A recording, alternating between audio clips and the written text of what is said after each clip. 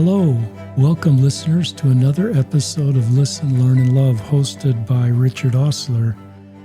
My friend David Doyle has sent me some people that he knows in Florida. He's a gay Latter-day Saint active in the church to potentially be a guest on the podcast. And Scott Mena was on the podcast, and now my new friend Michael Young is joining us. Welcome to the podcast. Thank you. Let me tell you about Mike Young. He goes by Michael or Mike. He is our oldest gay Latter-day Saint guest. He is in his early 80s. We've had some guests older, but we've never had a LGBTQ Latter-day Saint. And I'm really honored he'd come on the podcast to share his story. He is a convert to the church. He joined the church at age 40 in 1983 in Ohio. He's lived in Pennsylvania and Ohio and New York. He now lives in Florida. He's an active member of the church. He's currently serving a senior mission. And he is a gay, cisgender, male Latter-day Saint. And we said a prayer before we started, just that Mike will be comfortable sharing his story. Some of our guests are 20, and so they have like one decade to cover in 45 minutes. And Mike is not 20, he's 80, so he has like 7 decades to cover in 45 to 60 minutes. And I trust him just to know how to navigate that. So I said a prayer for him and a prayer for all of us as Mike takes us on his story, that we can just better understand Mike's journey, and he can take us back to a time when we thought very differently about gay people and society and the church. And I admire him joining the church, being an active member of the church, and having the courage to talk about his story. It could be, he has 2 kids, 4 grandkids. He's divorced. He could obviously not talk about this at all, but I admire his courage to talk about this, and I think this is love for others walking this road and just wanting to help them. Is that okay, Mike, for an introduction? That's perfect. Okay, you're up, my friend. Okay. Yeah, I really resisted labels and still don't like them much, but, I am going to focus on gayness in my life and the intersection with the LDS Church.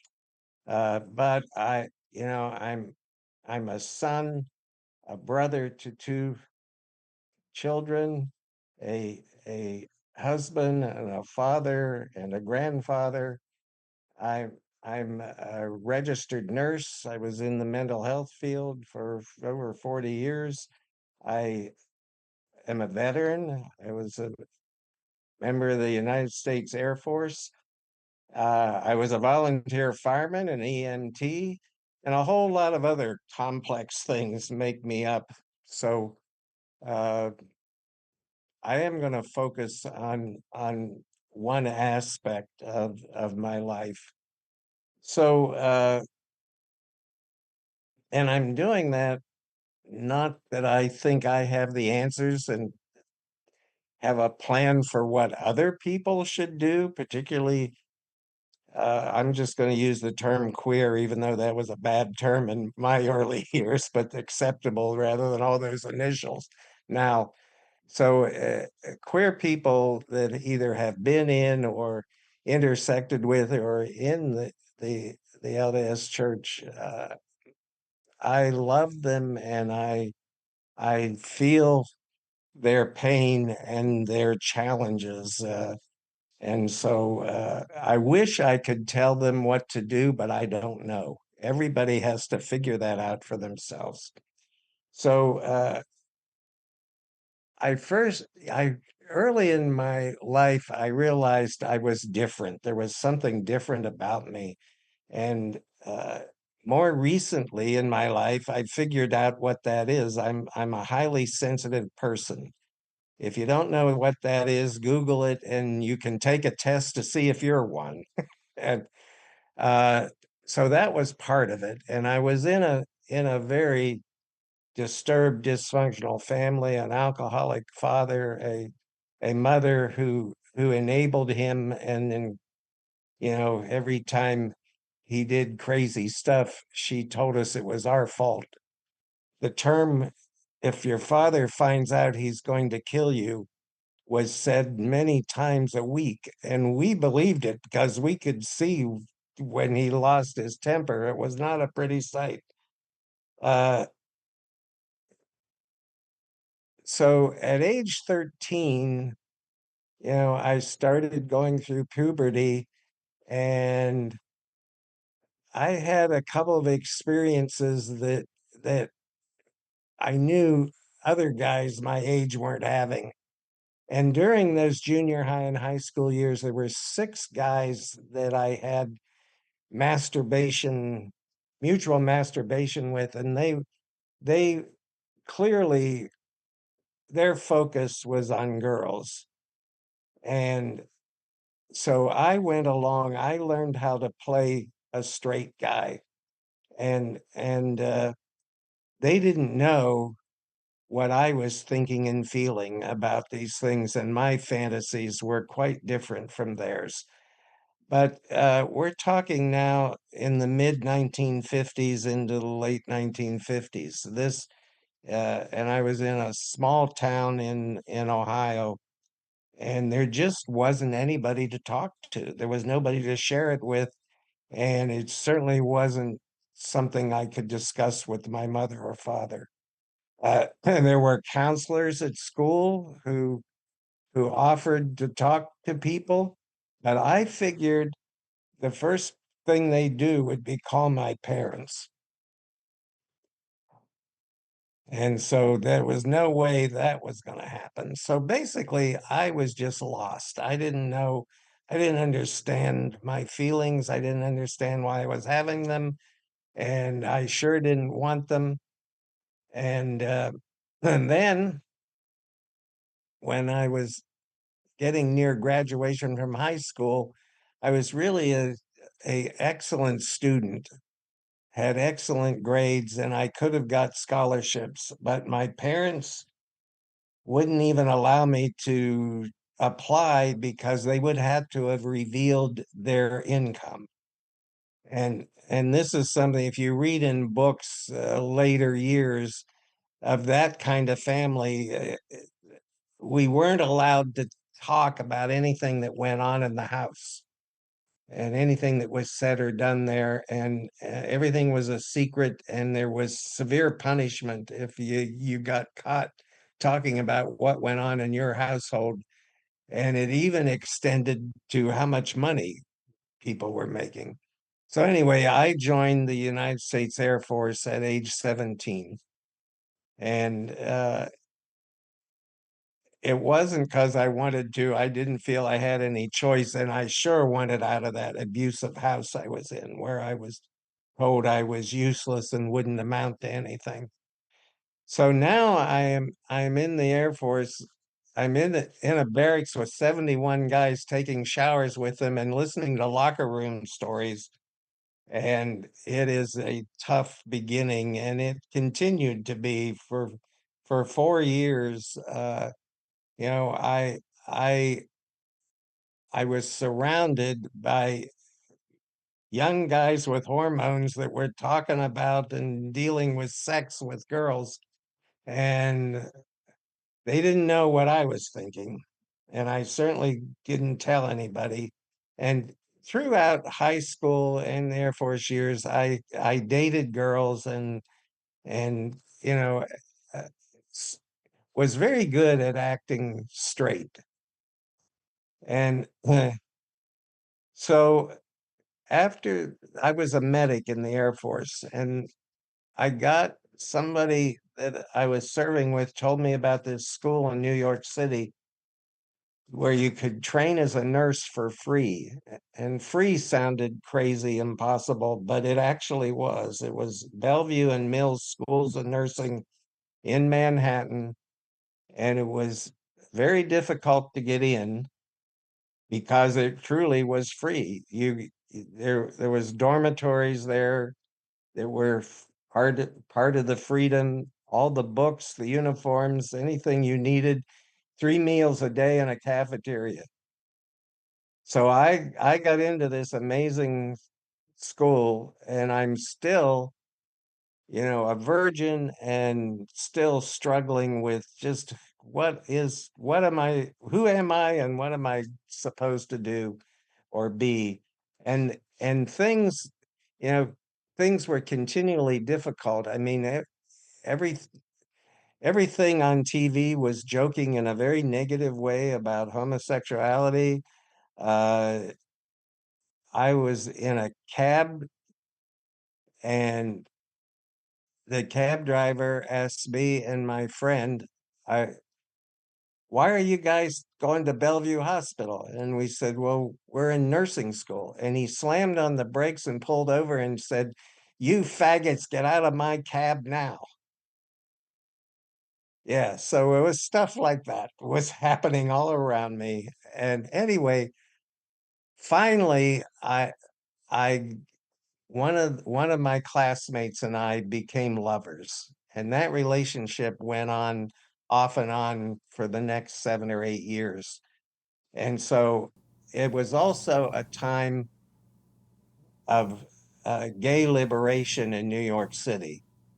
And I went to the Stonewall Union Wow. before the riots and before it Wow. closed, and it was an extraordinary experience because prior to that, uh, the only gay bar I knew about was called Julius's, which is still there in Greenwich Village, still a gay bar, but it was very straight acting place. I mean, everybody in there was gay, but you weren't allowed to hold hands or kiss or do anything and other than talk to each other and drink.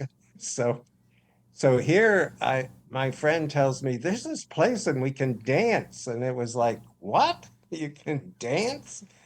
And it it really was. The guy at the door looked like he was right out of the Godfather movie. And there were two Godfather type guys in the dancing hall that would constantly be making sure people weren't doing anything but dancing. And it cost $5 to get in, which we didn't have any money. So that, it would be like 100 and some dollars today. It was anyway, I participated in all of that kind of thing. And in the blossoming then when the police stopped doing raids, uh, there was still a great deal of fear because the New York Times, in its infinite wisdom, if you got arrested in one of these raids, they put your name and where you work on the front page of the New York Times. Wow. And and so there were consequences, and there was a moral clause in the nursing law. So if I had been arrested in one of these raids, I would have lost my license, or if I was still in school, I would have been thrown out of school. So a lot of fear.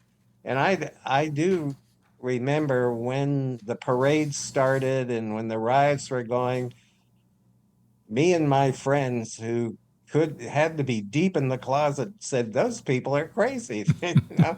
They're going to have their pictures in the news. There's going to, you know.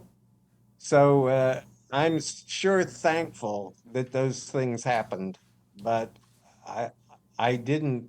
I felt I couldn't participate in them.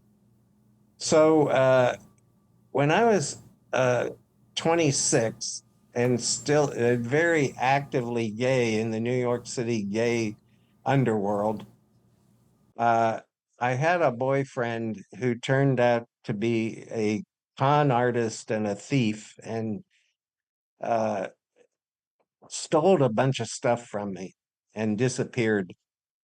And that's a whole long story that I'm not going to get into, but I got in a state of depression. Then I got suicidal and I wanted help. So I went to a therapist. I also felt like that there was nothing good about where I was headed in a gay lifestyle.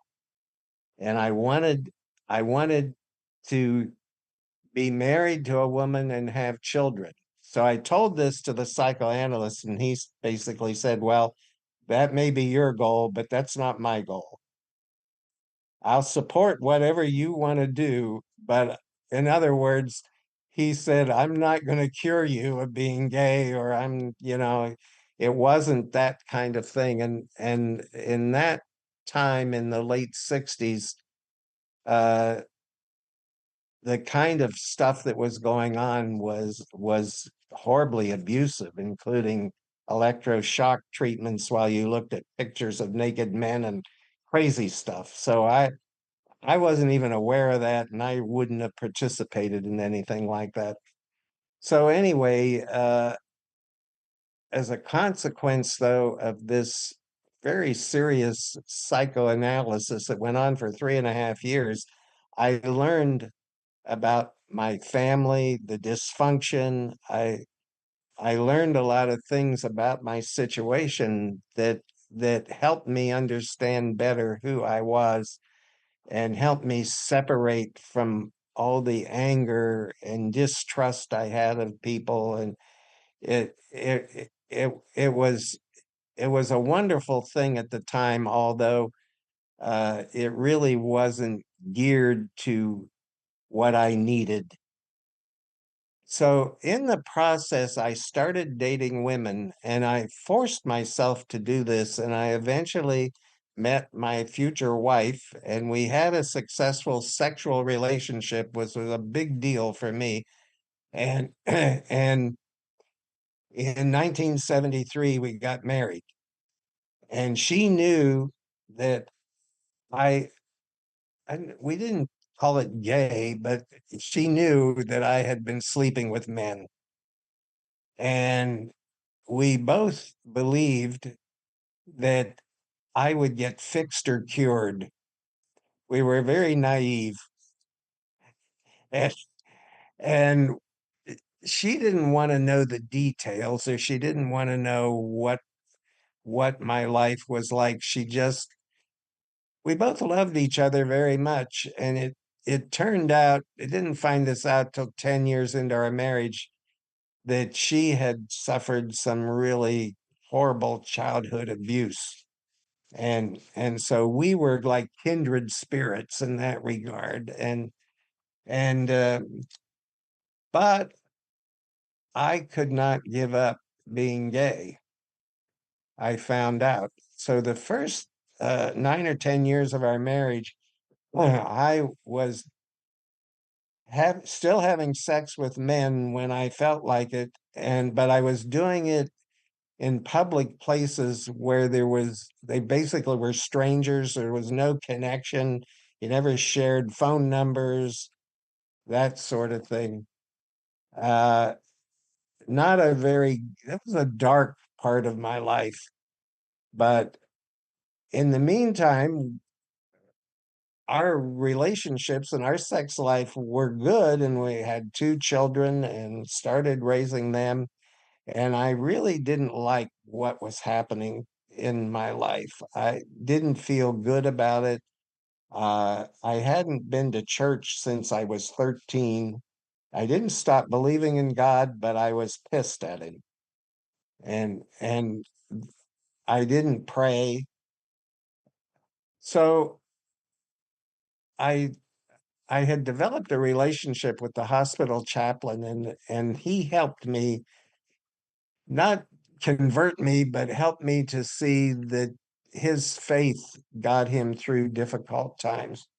And there was a Catholic retreat center near where I lived. You could just go there and you pay, they didn't charge money, and you just went there and you could stay there. So I stayed for a weekend, and I prayed and read the epistles of Paul, and everything I read in Paul was, you are a sinning son of a bitch. There's something wrong with you. It was devastating. And so I was just going to be there Friday night and Saturday night and go back home Sunday. And late Saturday night after midnight, I was just feeling like the whole weight of the world was on me, like all of these sins and all these things I didn't want to do were weighing on me. And there was a little chapel that they had with about 500 candles lit. And very quiet, nobody else around. And I went in there and kneeled, and I asked God, what could I do? What how do I write this, and how do I deal with all of this sin and unhappiness? And I had one of the most extraordinary experiences of my life.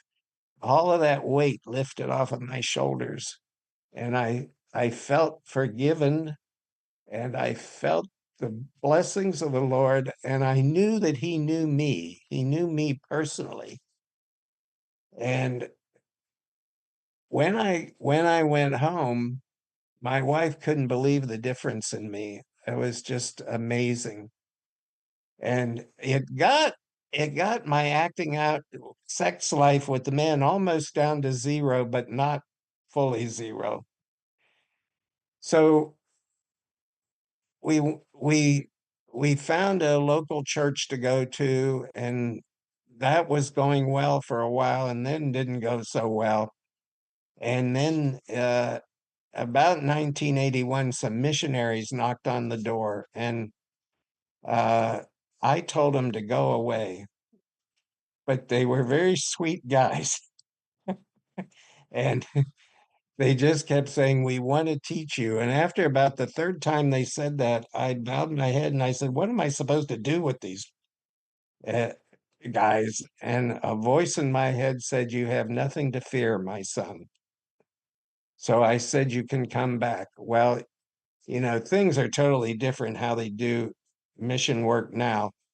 They came almost every week for a year and a half.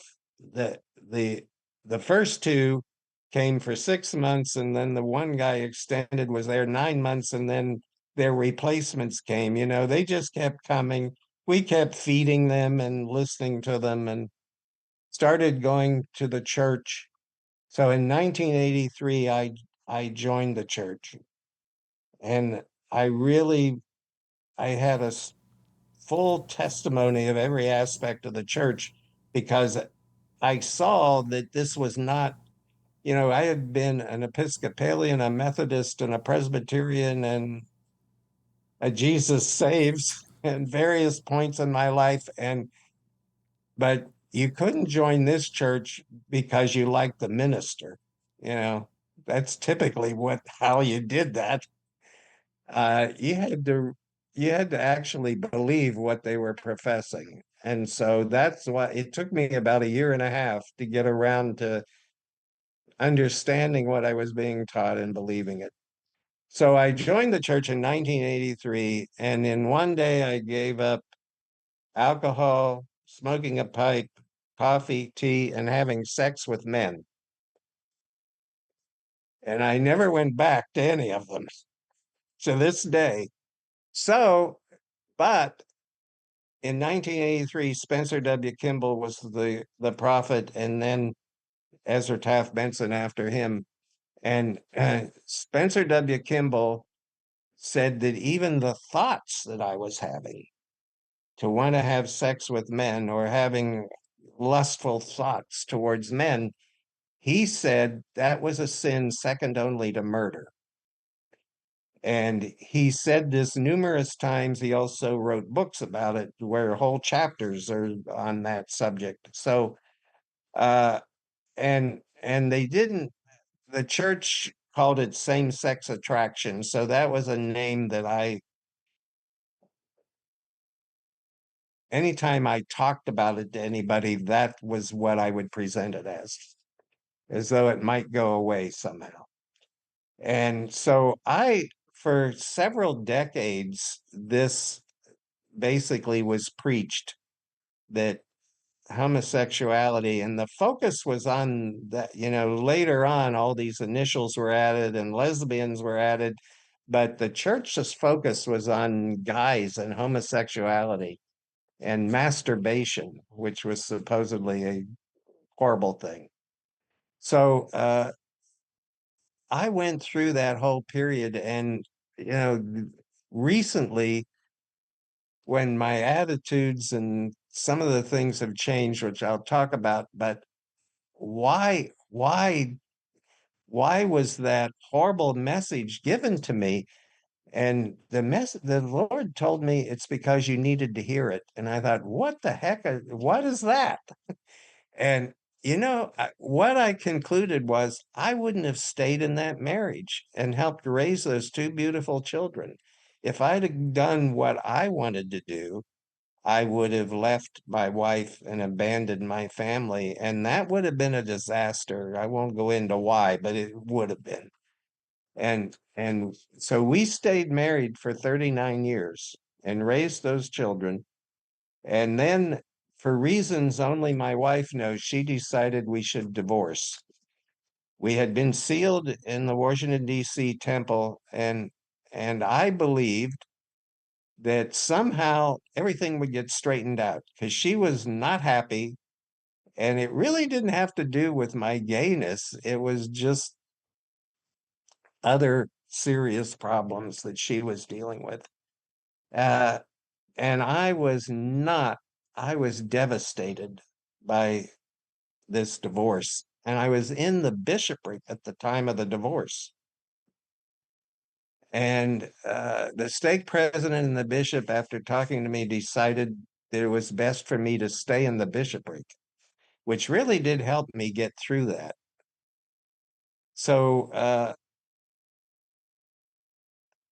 I decided to move to Florida. I had family here, and I didn't want to have, we knew so many people from working in the temple. The bishop's storehouse was in our ward. I knew probably more than 1,000 Latter-day Saints, and I only the people in my ward knew what was going on with the divorce. I didn't want to explain because people would always say, well, where's Sister Young? How's she doing? What's going on? I didn't want to have to explain this. So I decided to come here. And eventually, both of my kids told me, Dad, you're better off. This, you're you're happier than we've ever seen you. Well, what happened was because I learned to enable from my mother, who enabled my father, and my career path was one that helped people, particularly people with emotional challenges.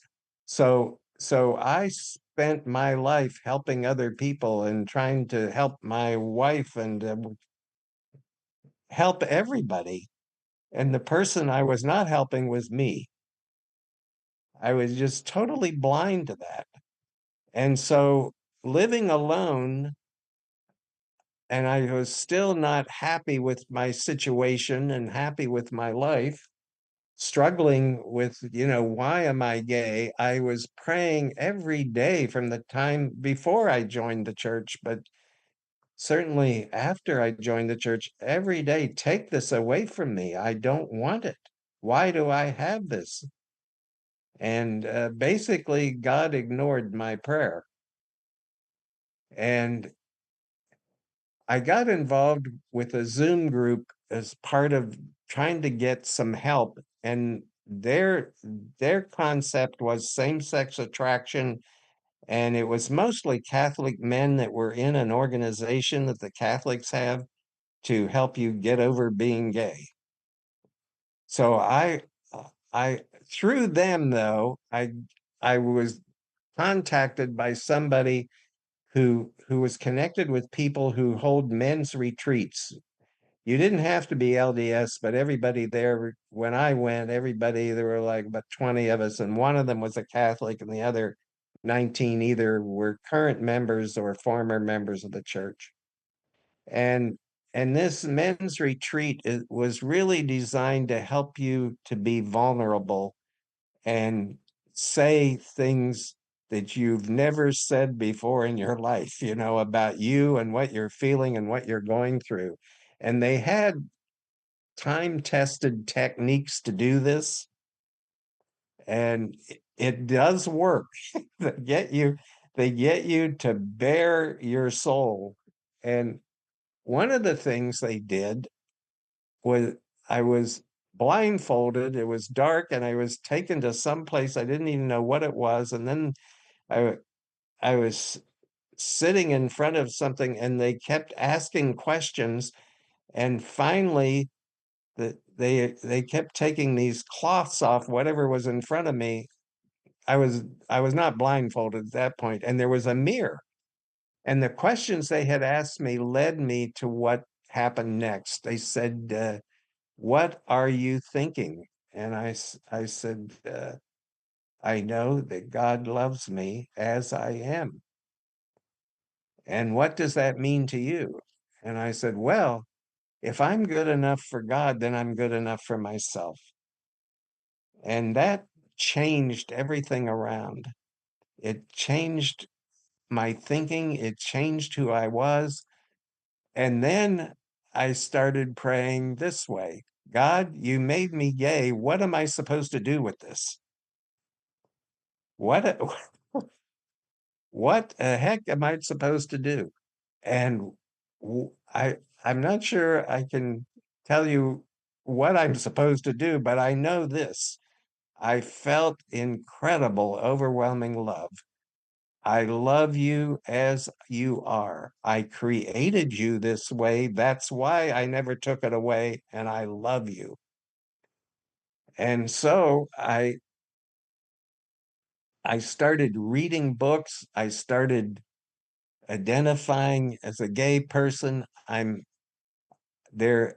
Our stake president has 3 or 4 meetings of queer people and their allies.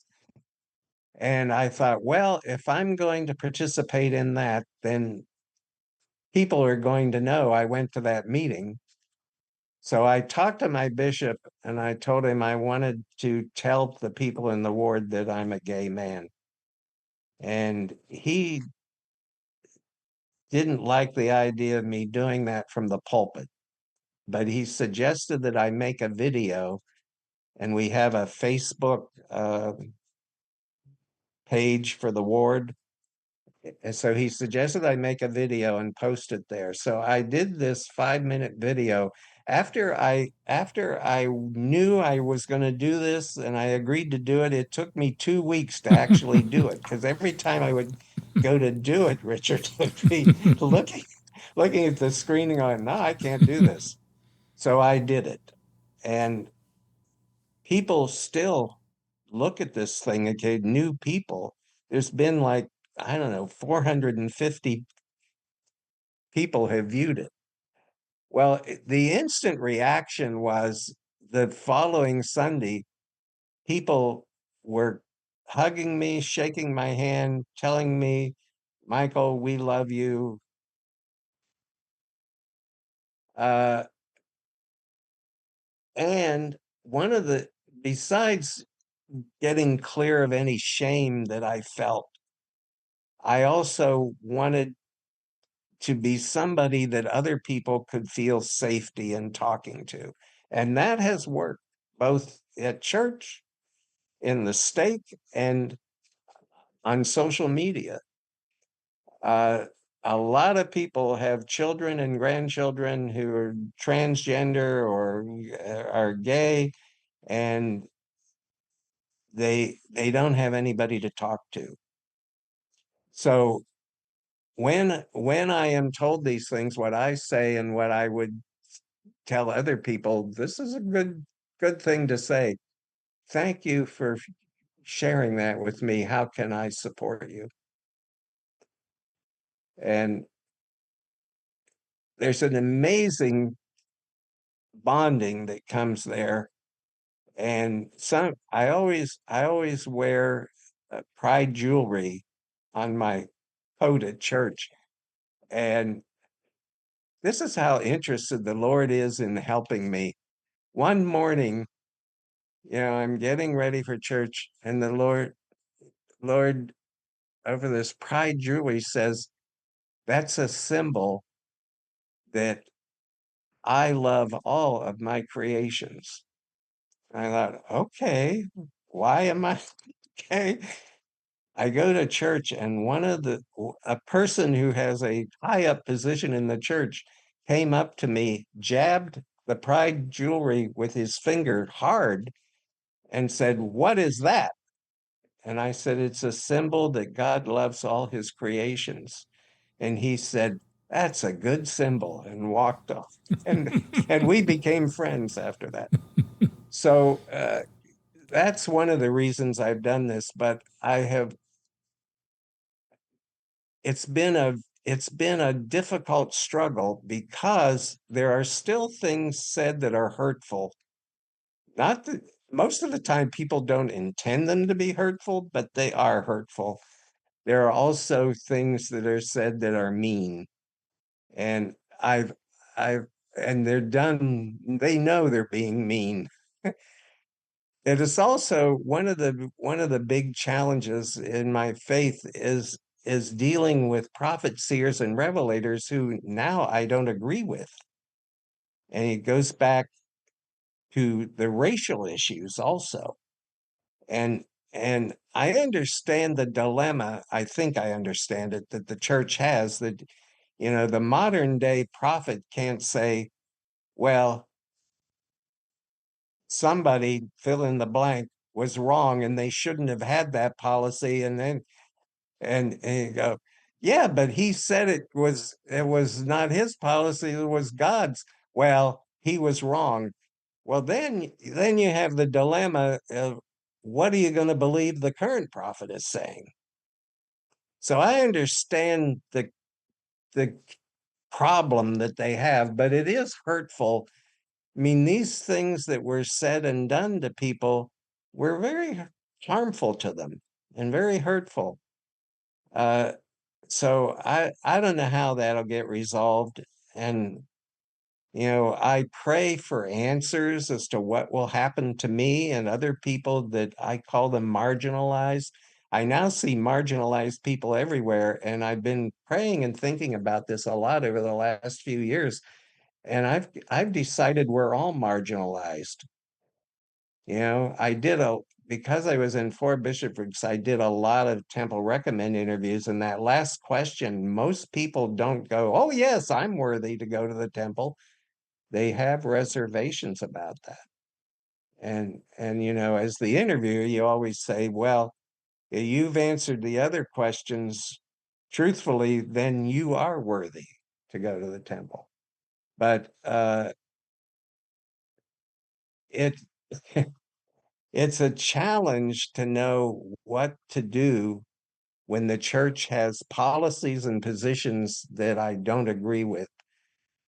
Uh, and I wish I could tell you that the Lord's given me the answers as to what happens to us gay people, or us other people. I mean, one time I was teaching a gospel principles class, and there were 12 of us there, and the lesson was on the celestial marriage and the highest level of this. And I think I was successful at teaching that day because every person went around that room, including me, and said, well, I don't fit the model. I'm divorced, or my husband is not a member and refuses to even think about, each person had their own story. And it was like, I just said, well, we don't know what's going to happen. We just have to, the person we most have to save is ourselves. And we have to have the faith that we're going to get through this somehow. So yeah, I don't have the answers, but I do know that we should be much kinder to other people who don't look right, who don't dress the way we think Mormons are supposed to dress when they come to church, or people that have screwy ideas. I mean, they're getting to know people's story will remove those feelings and those fears. One of the reasons that I agreed to share this story is that when I first came to Florida as a divorced guy, brand new to the ward, a lot of people wanted to know who I was, what my circumstances were, how did I get here, what did I do? When I told them I was gay, they were supportive, but they didn't ask any questions. I I've always been puzzled by that.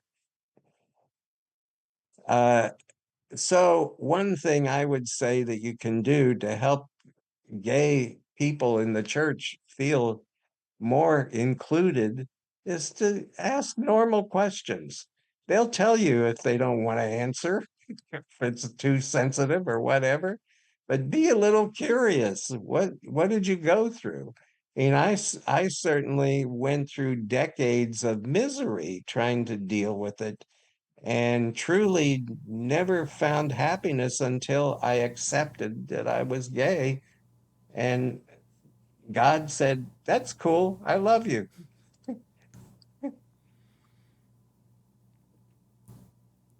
So I could go on about other facets of it, but that's about all I wanted to share at this point, Richard. This is just fascinating, listeners. I have been just at the edge of my seat for the last 40 minutes as Michael's been telling his story. He's a gifted communicator. Some of the things that happen to people at 80 with dementia or Alzheimer's, your mind is sharp, it's quick, you follow a story, you tell a story. So, what a beautiful mind and heart you have, and what a great guest you are. Michael has taken us, I've written a lot of things that nobody's ever talked about on this podcast that Mike did. No one's talked about being at Stonewall. No one's talked about what it's like to be in the 1970s or 60s and being gay and deep in the closet in the New York City underworld. And I love you found a therapist to work through the anger and the distrust and some of the childhood trauma you dealt with separate from being gay. I like this therapist and your intuition that conversion therapy would not be good for you. You seem to have this moral compass your whole life of guiding you, even though there's not a lot of societal support. You seem to have this moral compass of just kind of navigating this. I love that you were kind of believed in God but pissed off at God, and then you went to this. You talked to a hospital chaplain that led you to this retreat, that led you to this little small chapel where you prayed and everything was lifted from you. And you came home and your wife just saw you in a completely different way. I'm going kind of faster, listeners, just things I wrote down. I loved, you joining the church, and I kind of liked the way the missionaries took a while. I've been a little nervous about how quickly we convert people. And I wondered if we could slow that down a little bit and let people really integrate with the wards and really understand our doctrine, our teachings. And so I love your conversion story. And I think it's great you took a year and a half, because I sense that once that baptism day came in 1983, you knew exactly what you're getting into and you were integrated in the ward. And I loved all the list of things you gave up, including affairs with men on this side. That's not usually something we hear people giving up, but I love that you're just so honest, Mike, about your life. That was really beautiful, your vulnerability, your honesty, and just it helps other people, just your vulnerability and honesty. I loved just hearing what it was like to listen to President Kimball. Greg Prince has talked about on prior podcasts, he did 3 episodes, and he's kind of taken us through the church's history talking about this. And President Kimball was the first prophet in late 60s that talked about being gay. And Greg Prince talks about the church and society were in the behavior model during that time, that this was a choice. You could unchoose it. The thoughts were a choice. It started with something, you're really a straight person, and something happened along the way, and including masturbation could make you gay. And so that you had to navigate that, and did a really good job of navigating and recognized that helped your marriage. The church, as listeners know, is where you are, Mike. It's a biology model. Not all members have kind of accepted that, and there's still some outdated feelings and teachings that people have, but that's where the church is. This is biology, that this isn't a choice. You can't unchoose it, just as you've figured out for yourself. And that's super helpful for somebody with your maturity and your long journey with this to come to the conclusion that God loves you as a gay man, and he's not trying to fix you, and he's not disappointed in you, and super, super helpful. I love this 39 years of marriage and the work you both did to make that work, and that then ended in divorce, and you were married in the Washington, D.C. temple, and I love your bishop and stake president kept you in the bishopric. But that's a really difficult chapter in your life, and I think we all kind of got a feeling that everybody knew Michael Young. In your area, you've served there for so long in so many different ways in bishoprics in the temple. You've had this wonderful career in healthcare and beyond, and to go through a divorce isn't easy. And I love that you framed that. It wasn't necessarily about being gay. It was just other reasons. And sometimes we have stories that we've created in our mind of why marriages end, but it's more complicated than that. I love that you moved to Florida and just started a new chapter in your life, and how brave that was. And then found David Doyle and I think the Hunters, or the stake president in the area, Jeannie and President Hunter, or maybe that's a different stake president, but I know there's really good allies in Florida. And then I just love these last chapters in your life. Some of the things I wrote down, listeners, is what I mentioned before. I love coming out in a ward Facebook group via video. How unique that was, and 450 views and all the comments, and that's really, people, it's more like, letting people into your life, and coming out isn't about leaving the church. It's just about, will people love me if they know this about me? And then to go to church and mostly feel support helps you feel belonging. So I hope we all recognize the courage to come out at any age. And I love the way you did that on a Facebook video, but I love your honesty. It's painful sometimes, and there's still hurtful things that happen.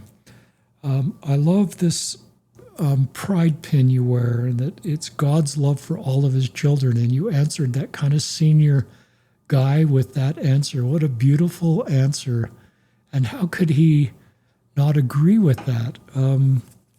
And I just love the imagery of you wearing the pride pin. I love you being honest with, I don't agree with everything our church leaders have said or do say. That's, I think, the reality for me, anyway, listeners, and the reality for a lot of Latter-day Saints. And if we create, if Michael's being open about that, and we say, well, pray about it more, or you got to get with the program, or you're on the slippery slope, I think it's just best to acknowledge the courage of Mike to stay in the church when he doesn't agree with everything our leaders say. You can have a temple recommend, you can sustain our leaders without agreeing with everything they say. That's a separate question. And I hope that my younger self might have been critical or nervous about Mike saying he doesn't believe or agree with everything. My older self just has learned, because I feel that way, just to sit with Mike and recognize the courage it takes to serve in the church, to be a senior missionary, and to sort of navigate that. And so let's support people that are walking complicated roads and don't have just, recognize that there's things that we wish we'd done differently, or things we currently done differently. Those are kind of my comments, but my overwhelming feeling is just to want to come through the Zoom link and give Mike Young a big hug. No one at his age has ever come on the podcast, and I didn't know what we were getting into, but what we got into was a bright, articulate, thoughtful, deeply caring, deeply aware, who's navigated decades of difficult chapters in his life. And there's something about Mike's story that can give us all hope, even if we're in a really difficult chapter of our life or a difficult decade. But to be where Michael is, and for people to say, this is the happiest I've ever seen you, and for you to kind of realize you've been taking care of so many people for your whole life, professionally and personally, and then recognize you kind of need to take care of yourself, and you've done a great job of that. And but I love this quote, "The wounded healer." I share that quite a bit, and I'll just share that. It's Henry Norwin, which is a Catholic leader. A minister's service will not be perceived as authentic unless it comes from a heart wounded by the suffering about which he speaks. The great illusion of leadership is to think others can be led of a desert by someone who's never been there. So Mike Young is the wounded healer. And then because you've been in that desert, you can lead other people out. You know God loves you. It's not theoretical for you. You went to that little church and got that, answer to your prayer, and you continue to get answers to your prayer, and you have been in a difficult family situation growing up, and you have been trying to manage being gay and that whole long road where there's not much religious support and institutional support. And the God I believe in would, if he could join the Zoom meeting, Mike, would just give you this big hug. And I think you know that. And I think you just say, "I'm so proud of you, Mike, for the life you've lived, for the lives you've blessed." I think he'd take you to a tall mountain and let you see all the lives you've blessed professionally in healthcare and with your work in the church, probably more than you ever realize. And we are all a little bit like that last question on the temple recommend, where we kind of don't sure we're worthy. And I think the God I believe in just would want to feel our worth is set, and we're worthy, and he loves us, and we do more good than we realize. And I think the mistakes we make in life, I don't think he's saying, "What were you thinking?" I think he's saying, "What were you learning?" I'm much more interested in what you're learning from mistakes than making mistakes in the first place, because that learning will help you get in a better pace, and it'll help you help others. So you're a remarkable man, Mike, and I'm just honored to have you on the podcast. I've never done a podcast like this, and we've done 900 plus episodes, and so I'm just honored you'd be willing to share your story, and a lot of people feel the same way that are listening. Well, thank you. Anything You've else? just proven to me you're an extraordinary listener. I go to Al-Anon, and and they because of the rules, they teach you how to listen. And you have that skill. That is, most people are thinking about, well, what am I going to say? And they lose track of they're not really listening. So I admire that in you. Those notes are incredible. You really listen to me. Well, you're worth listening to, because it's just, thank you. That's a very kind compliment, Michael. Anything else you'd just like to share for our listeners? We have more time if there's just other things you'd like to share. Well, there are so many people, most of them that I've interacted with recently are in social media, but over the years, I felt my ministry in the church was with the inactive people or people who had fallen away. And I really have a totally different attitude about that. Both of my children and two of my grandchildren that were raised in the church from infancy are not members, and they each have what I think are very valid reasons for them. I I no longer mourn about that. I just am thrilled that they're finding the path that they feel comfortable with. And I tell that to people that tell me about, well, I'll never go to that church. Well, that's okay. You shouldn't go where you don't feel safe or loved or wanted. And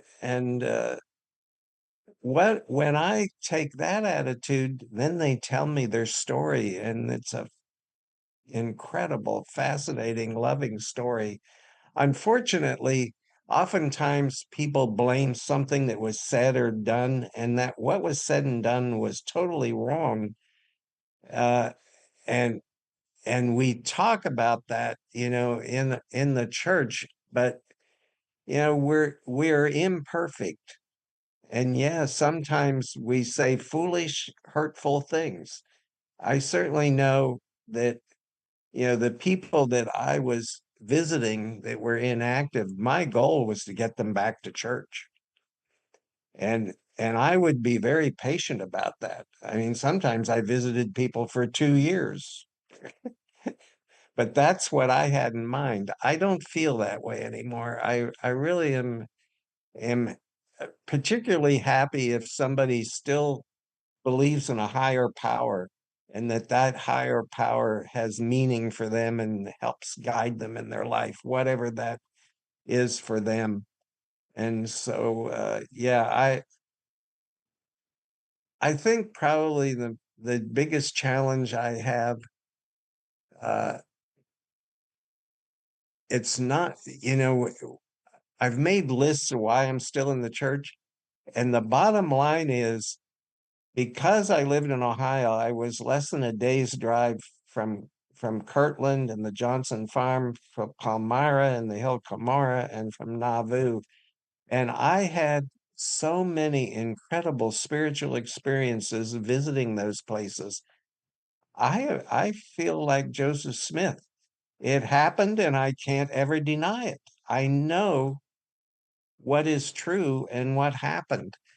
I can't explain why people who who have these incredible responsible callings sometimes screw up. I know I screwed up. When I look back at the things I said or did to people, I hope they'll forgive me for it, because I've had good intentions, but now I see I wouldn't say some of the things that I said 25, 30 years ago. And I certainly preached, if anybody asked me about homosexuality, I would have said that's a choice. You can choose to be something else. And then, I thought by getting married to a woman and having children that I had chosen a different way.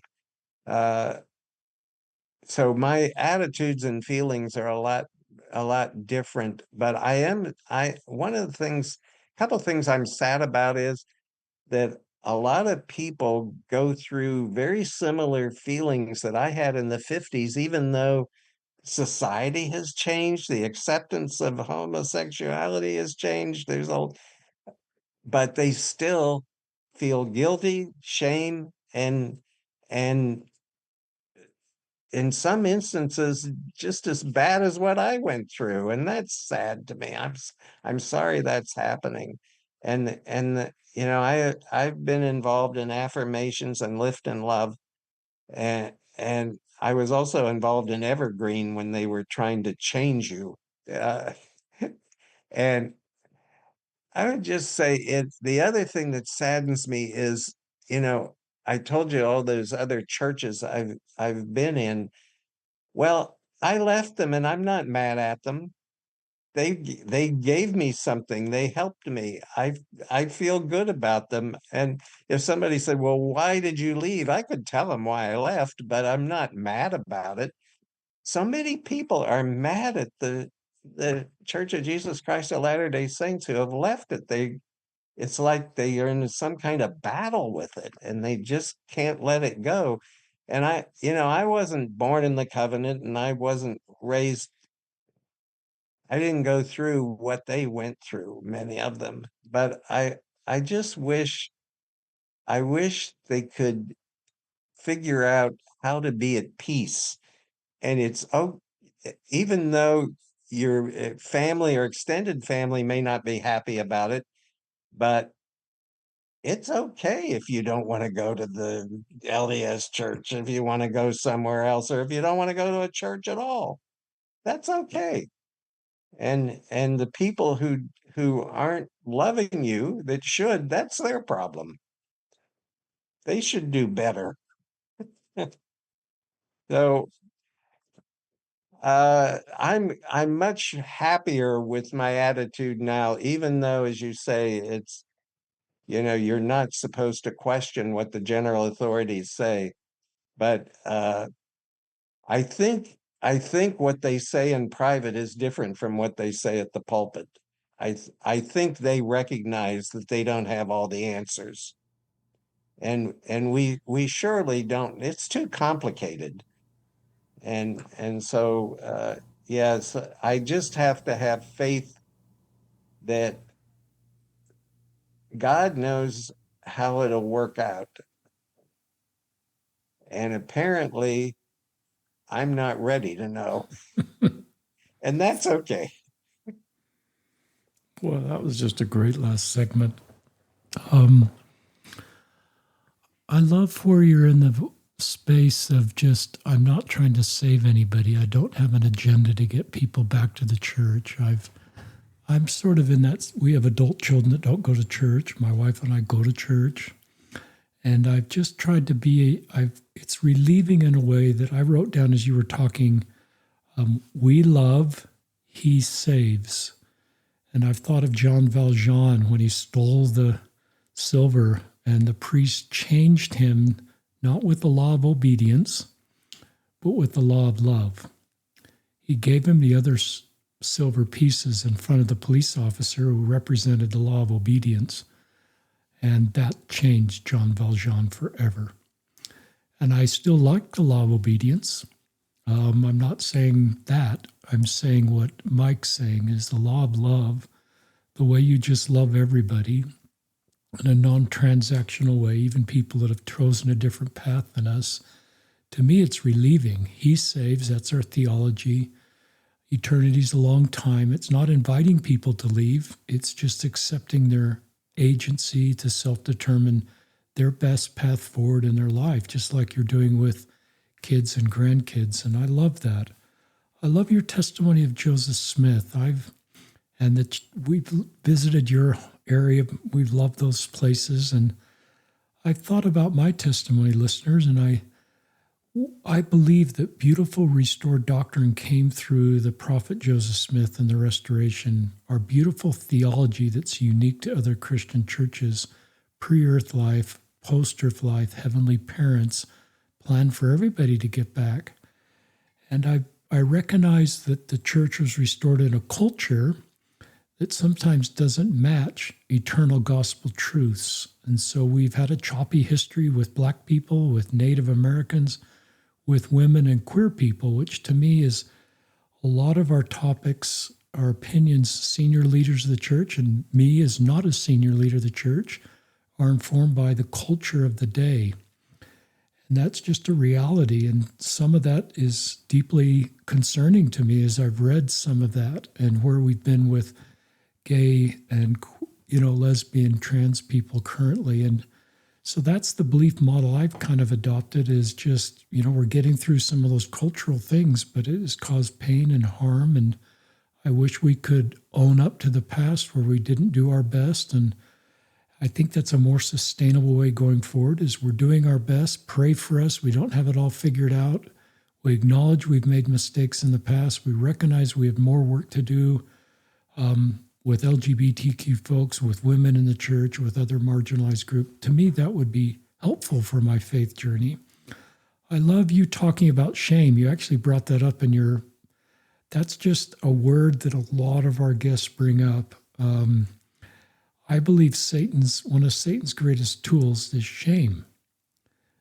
Shame is his tool, I believe, to separate us falsely from the love of our heavenly parents, and that's something we've done or something we've thought or who we are, being LGBTQ. And I love the way you say even young people today feel the same thing you felt in the 50s, shame for not being straight and cisgender.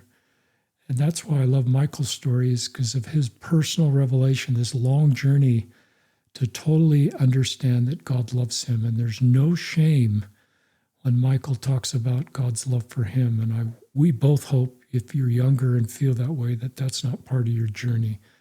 And even though the church can create shame sometimes with comments or a culture or society, one of the best things I've seen is LGBTQ people asking God how he feels about them, just like Mike has done. Anything else in closing? I'm going to sign off, but I want to give you a thought. I'm prompted to tell you this because I don't want to paint myself as some perfect being because I'm not. I'm flawed. So there was this young person who comes dressed extremely different. I think she's about 25. And I had said hello to her several times. And one day she came and she had cat ears and a cat tail. And I started having very negative, judgmental thoughts and feelings about this. And about 5 minutes into this judgmental crap that was going through my head, I'm going, you need to stop this. So I went over to her and I said, I really appreciate that you have the courage to dress the way you feel comfortable dressing. And she says, I don't care how other people think. I said, yeah, but it takes a lot of courage to do what you're doing. I appreciate it.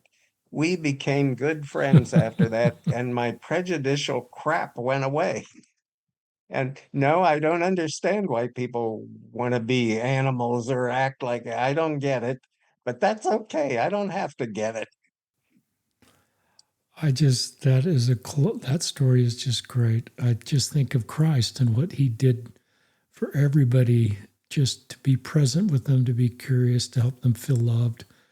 Brene Brown says people are hard to hate close up, move in. And that's exactly what you did, Mike. And to be curious in our 80s is how you're wired, and role modeling that for all the rest of us that aren't in our 80s. If you can do it in your 80s, early 80s, the rest of us can do it too, and be curious. And we have this, I call it the trap of unearned opinions, or opinions that are informed by loud voices on the political spectrum. But what you did to me is just a beautiful sign of grace. You just were curious. And I bet to have somebody your age come up and be curious, that's really cool. And it helps us know we can all do the same. So listeners, if you're an ally, there's golden nuggets all through Mike's story. If you're a parent of LGBTQ kid, there's lots of good content here. A local leader, and especially if you're queer. That is a term that I'm more connected with Michael's time, where that was a really negative term, but I love that that's been repurposed by younger queer people and is generally seen as a positive term, an umbrella term that's used by many. But if you're in that space as a listener, our prayer is that something Michael, or multiple things that Mike said, will be helpful to you. You're a good man, Mike Young. Thanks for being on the podcast. Thank you for inviting me. Have the opportunity. This is Michael Young and Richard Ostler signing off another episode of Listen, Learn, and Love.